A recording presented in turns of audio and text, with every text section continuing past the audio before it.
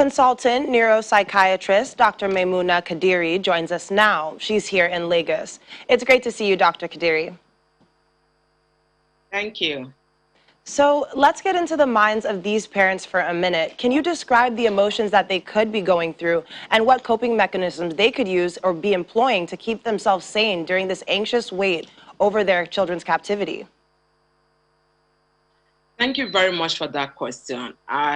I would say at this point, being a parent, I'm not in their shoes, but I can envisage what they are going through. Being an expert, talk to people that have been kidnapped before, talk to family members that have had relatives that have been kidnapped before. This is definitely not a good time for these parents. And you know, the way the human mind and the way the human behavior plays out is that people want to go to where they feel connected, feel empowered, and feel supported.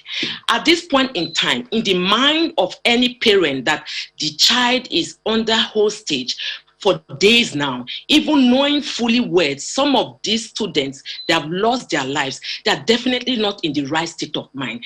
The issues of not sleeping well, issues of not eating well, issues of anger, grief, because even the fact that they are there, they have not yet been relieved, is like a loss to them.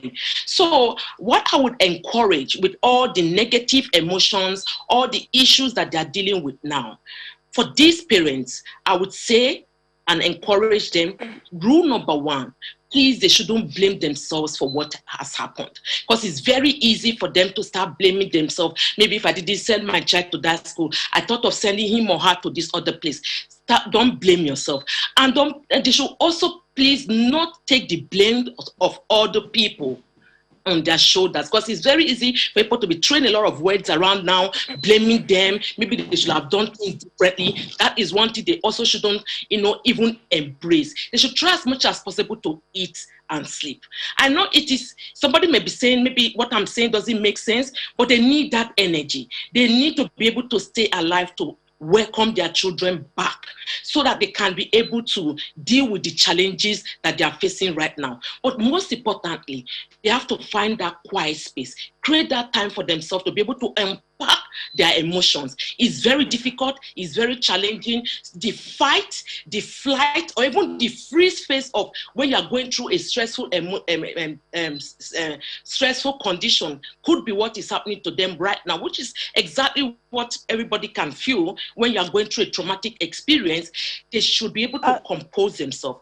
And Dr. Kadiri, if I don't mind, if I interject here, I want to ask you one question just before we do let you go. What sort of support do you feel like can be given to these parents and guardians that could help them actually get through this wait as they're waiting for the situation to change?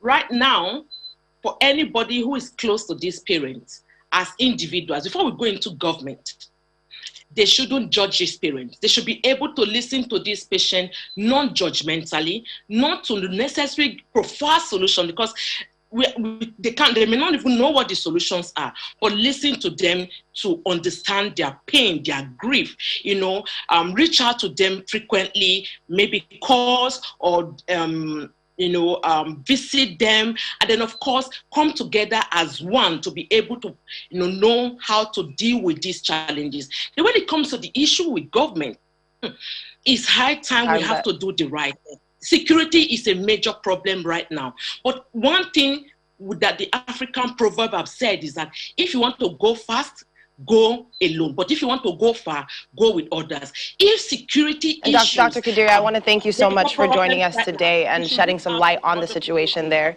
Thank you so much for joining us on the program.